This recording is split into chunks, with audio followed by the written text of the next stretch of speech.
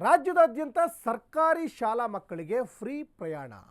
LKGಯಿಂದ PUC ವರೆಗೆ ಉಚಿತ ಸಾರಿಗೆ ಸೌಲಭ್ಯ. ಎಕ್ಸ್ ಮೂಲಕ DCM DK ಶಿವಕುಮಾರ್ ಮಾಹಿತಿಯನ್ನು ಕೊಟ್ಟಿದ್ದಾರೆ.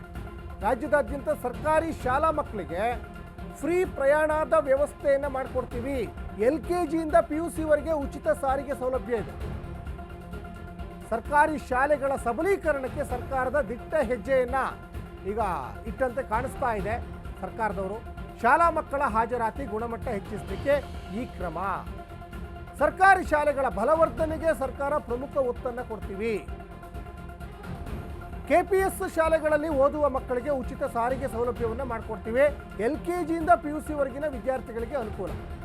ಇನ್ನು LKG UKG ಮಕ್ಕಳನ್ನ ಈ ಸಾರಿಗೆ ಬಸ್ಸಲ್ಲಿ ಕಳಿಸಿದ್ರೆ ಅವ್ರ ಕತೆ ಏನಾಗಬೇಡ, ಯಾಕಂದರೆ ನುಗ್ಗಲಿರ್ತದೆ. ಮೊದಲೇ ಈಗ ಫ್ರೀ ಬಸ್ ಕೊಟ್ಟ ಮೇಲೆ ಮಹಿಳೆಯರೆಲ್ಲ ಸಾಕಷ್ಟು ನಾ ಮುಂದು ತಾ ಮುಂದು ಅಂತ ಹೋಗಿ ಸಾಕಷ್ಟು ರಂಪ ರಾಮಾಯಣಗಳಾಗ್ತಾ ಇದ್ದಾವೆ. ಮತ್ತು ಈಗ ಸಣ್ಣ ಸಣ್ಣ LKG UKGಗೆ ಹೋಗೋ ಮಕ್ಕಳನ್ನು ಸಾರಿಗೆ ಬಸ್ಸಲ್ಲಿ ಹೆಂಗೆ ಕಳ್ಸೋಕ್ಕಾಗ್ತದೆ?